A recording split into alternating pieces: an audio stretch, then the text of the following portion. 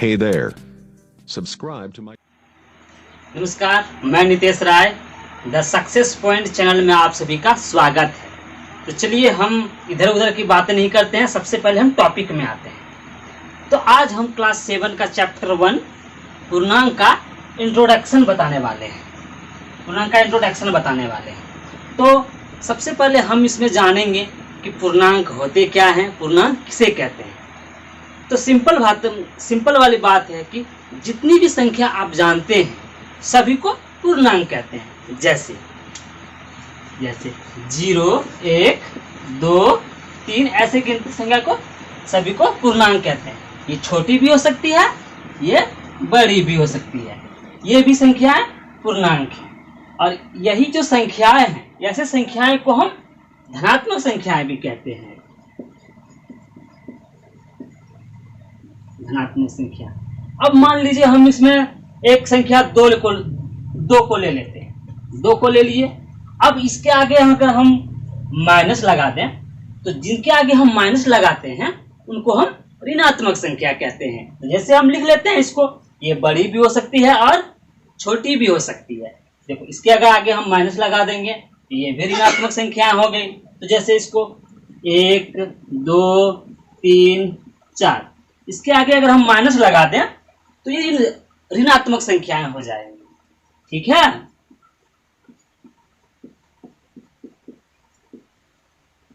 ऋणात्मक। तो हमने अभी जान लिया कि पूर्णांक इसको धनात्मक बोलते हैं, इसको ऋणात्मक बोलते हैं। जिसके आगे प्लस का साइन लगा रहे उसे धनात्मक संख्याएं बोलते हैं, और जिसके आगे माइनस का साइन लगा रहे उसे ऋणात्मक संख्याएं बोलते हैं। ठीक है। अब हमको पता चल गया कि कौन सी संख्याएं पूर्णांक में आती हैं। जैसे पूर्णांक में धनात्मक संख्या, ऋणात्मक संख्या, ये सभी पूर्णांक में आते हैं। अब हम बात करेंगे कि कौन सी संख्या वो पूर्णांक में नहीं आती है। जैसे तो वे संख्याएं देखो, जो संख्याएं दशमलव में हो, दशमलव जैसे 4.6 ये संख्या, ये दशमलव वाली संख्या पूर्णांक नहीं होती है। और दशमलव वाली और दूसरे अंश वाली संख्याएं, अंश वाली से 4/3 हो, 4/3 है, 6/3 है, अंश वाली संख्याएं ये भी पूर्णांक में नहीं होती है। और फिर आगे चलते हैं परिमेय संख्या।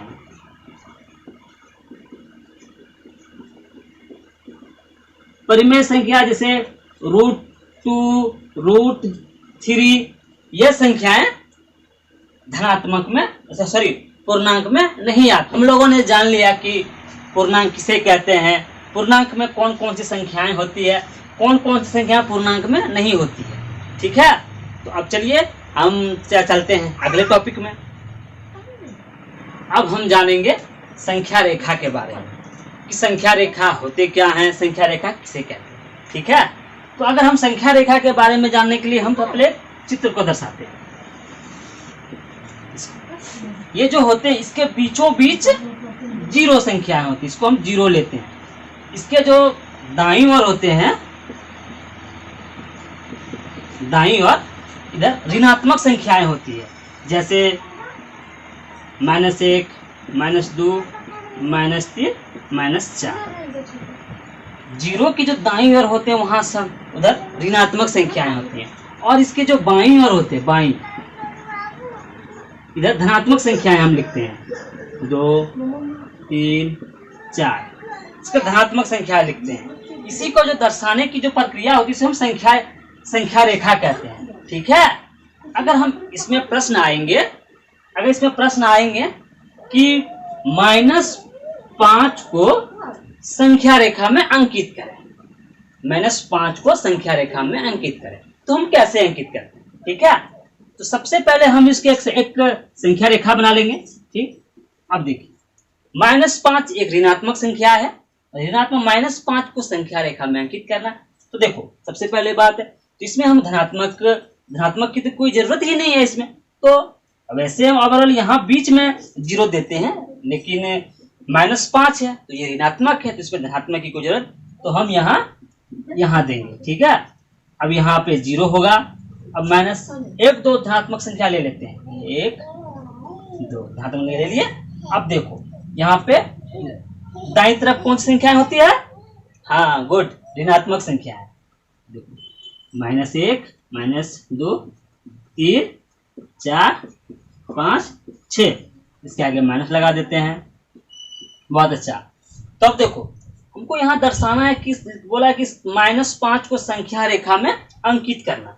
तो अब इस संख्या रेखा में -5 देखो कहाँ पे है, देखो ढूंढते हैं, यहाँ देखो यहाँ पे है, तो इसको हमको ऐसे घुमा देंगे, ये अंकित हो गया -5 को संख्या रेखा। तो संख्या रेखा में मतलब कोई भी संख्या को अगर संख्या रेखा पर दर्शाने की बात आती है उसको हम ऐसे ही दर्शाते हैं, ठीक है? आप समझ गए ना? चलिए तो अब हम अगले टॉपिक में आते हैं। तो चलिए अब हम अपने अगले टॉपिक में जो है जोड़ और घटाव। तो जोड़ और घटाव तो सबको आता है, लेकिन जो पूर्णांकों का जो जोड़ और घटाव होता है उसमें चिन्हों के जोड़ घटाव वही होते हैं, बस उसमें जो आगे जो साइन लग जाते हैं चिन्ह उससे बदल जाते हैं, ठीक है? तो उसके लिए हम कुछ है फॉर्मूले हैं, उसको हम ध्यान देंगे, आप ध्यान देंगे, ठीक है? सबसे पहले जैसे कि प्लस माइनस माइनस, मतलब जोड़ घटा तो घटा होते हैं, ठीक है? अगर घटा जोड़ तो घटा होते हैं, मतलब minus plus minus, plus plus plus, minus minus plus, ठीक है? ये सब हम जानने वाली बातें हैं कि अगर हम जोड़ घटा तो घटा, घटा जोड़ तो घटा, जोड़ जोड़ तो जोड़, घटा घटा जोड़, ठीक है? इसके लिए हम इसको समझने के लिए हम कुछ उदाहरण में देखेंगे। जैसे मान लीजिए -6 + 4, ठीक है? तो हम इसको क्या करेंगे? तो चिन्ह को देखो, जो अगर चिन्ह रहते उसमें बीच में क्या रहेगा उसको हम नहीं ध्यान देना है, उसके जो संख्या के आगे जो चिन्ह है बस हमें वही सिर्फ ध्यान देना है, ठीक है? बीच में जोड़ रहे घटा रहे कोई फर्क नहीं पड़ता है, ठीक है? देखिए अगर यहाँ इसके आगे क्या है? घटा, इसके आगे क्या है? चिन्ह जोड़, तो -6 अब माइनस प्लस, तो माइनस प्लस क्या होते हैं? देखिए हम देखते हैं, minus plus minus, plus minus घटा, और ये देखो माइनस प्लस घटा, मतलब घटा होते हैं, तो इसको हम घटा देंगे। 6 में 4 घटेगा, कितना बचेगा? 2 बचेगा। बहुत गुड। अब देखो इसमें से होते हैं जो पूर्णांक है, दोनों पूर्णांकों में से बड़ी पूर्णांक कौन है? आप सिंपल आप 4 बड़ी है कि 6 बड़ी है? 6 बड़ी है। तो देखो जो पूर्णांक बड़ी होती है उसके आगे जो चिन्ह लगते हैं वही चिन्ह हम यहाँ लगा देते हैं। वेरी समझे? हाँ वेरी गुड। अब देखिए इसके लिए हम यही संख्याएं लेते हैं हम उसको उल्टा के लेते हैं। 4 + 6, ठीक है? अब देखो ये हो गए क्या? माइनस प्लस, तो माइनस प्लस माइनस होते हैं, माइनस प्लस माइनस, तो देखो ये भी घटेंगे। तो 6 में 4 गया, कितना घटे? 2, तो घटे तो कितना हुआ? 6 में 4 2। अब देखो इसमें से सबसे बड़ी पूर्णांक कौन है? 6 है उसमें बड़ी पूर्णांक, इसके आगे चिन्ह क्या लगा? प्लस का, तो हम यहाँ प्लस लगा देंगे, समझे? और जैसे -4 और -6, अब देखो माइनस माइनस क्या होते हैं? माइनस माइनस प्लस होते हैं, ठीक है?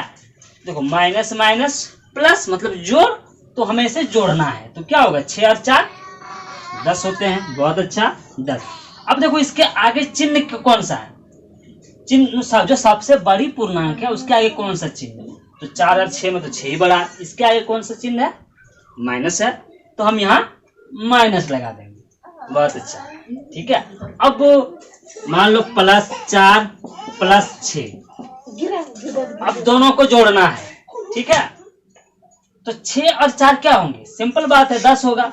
अब इसके आगे कौन सा चिन्ह है? प्लस का ही चिन्ह है, तो यहाँ प्लस हो जाएगा। तो जोड़ घटा जो होते हैं, बहुत ये पूर्णांक का जो जोड़ घटा होते हैं ये बहुत ही सिंपल है, लेकिन कुछ छोटे छोटे गलतियां के कारण हो जाते हैं। कहीं हम चिन्ह लगाना भूल जाते हैं, कहीं छोटी सी चिन्ह लगाना भूल जाते हैं। उसके लिए हमें ये याद करना पड़ेगा। आप इसे नोट कर लें और ताकि इसे याद कर लें, ताकि जो आगे ऐसा प्रॉब्लम नहीं हो। ठीक है, तो चलिए हम आप अगले टॉपिक की ओर चलते हैं। चलिए अब हम नेक्स्ट चैप्टर गुना के बारे में बात करते हैं। गुना तो ऑब्वियसली सभी को आता है, लेकिन देखिए जब पूर्णांकों का जो गुना होता है ना, तो उसमें जैसे कि हम साइन बदल जाता है, तो उसमें तो जैसे कि हम लेते हैं 4 गुना 6, ये कितना होगा 4 छक 24। ये तो सभी को आता है, लेकिन अगर हम इसी को अगर हम पूर्णांक में लेंगे 4 गुना -6, तो हम इसमें क्या होगा, यहाँ कुछ नहीं है प्लस। देखो अगर यहाँ इसी के आगे कुछ नहीं होता है तो यहाँ प्लस होता है। ठीक है, तो अगर हम प्लस माइनस कितना होंगे, प्लस माइनस माइनस, तो 4 छक 24 हो जाएंगे। अब देखो प्लस माइनस माइनस, तो यहाँ माइनस। जब जोड़ और घटाव में होते हैं तो उसमें होता है कि जो संख्या बड़ी होती है उसका चिन्ह लगाते हैं, उसका चिन्ह यहाँ लगाते हैं, लेकिन गुना में ऐसा बिल्कुल भी नहीं होता है। ठीक है, यहाँ अगर चार्ट पेपर के जो दिया हुआ है चार्ट पेपर, उस चार्ट पेपर के अनुसार हम इसमें लिखते हैं, समझे।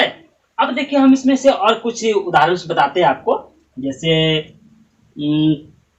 4 गुना 8, ये माइनस, यहाँ पे माइनस, ठीक है माइनस, तो यहाँ पे ब्रैकेट। अब 4 अट्ठे कितना होता है, 4 गुना 8 32 होता है, लेकिन देखो यहाँ क्या आ गया माइनस, इसके आगे माइनस और माइनस, तो हम देखते हैं माइनस माइनस क्या होता है, प्लस होता है, माइनस माइनस प्लस होता है, तो हम यहाँ प्लस का चिन्ह लगा देंगे। ठीक है, इसमें कोई बड़ा है कौन छोटा है, गुना में वो नहीं देखा जा सकता, सिर्फ वह जोड़ और घटा में देखते जाता है। ठीक है, तो हमने अभी क्या सीखा, पूर्णांक किसे कहते हैं वो सीखा, पूर्णांक में कौन कौन सी संख्याएं होती है, कौन कौन सी संख्याएं पूर्णांक नहीं होती है, इसके बाद संख्या रेखा, इसके बाद जोड़ पूर्णांकों का, इसके बाद पूर्णांकों का गुना। ठीक है, अब ये पार्ट 1 था, थोड़ा वीडियो बड़ी हो जाता है, इसीलिए मैंने इंट्रोडक्शन का पार्ट 2 भी बता दें। तो अगर आप लोगों को ये समझ आया हो तो मेरे चैनल को सब्सक्राइब करना और लाइक करना, और अगर किसी को अगर कुछ प्रॉब्लम हो तो वो कमेंट में जरूर बताना। ठीक है, तब तक आप अपनों का ख्याल रखें, अपना ख्याल रखें और कोविड-19 से बचे रहें। और ये जो चार्ट पेपर है ये वाला आप याद कर लें। अब हम मिलेंगे अगले वीडियो, नेक्स्ट वीडियो पार्ट 2 में। ये हम पार्ट 1 था, पार्ट 1 इंट्रोडक्शन का, क्योंकि अगर हम बड़े वीडियो बना देते तो थोड़ा वीडियो बड़ी हो जाती, इसीलिए हमने वीडियो को थोड़ा छोटा कर दिया। ठीक है, तो आप मुस्कुराते रहें, ऐसे ही रहें। जय हिंद, जय भारत।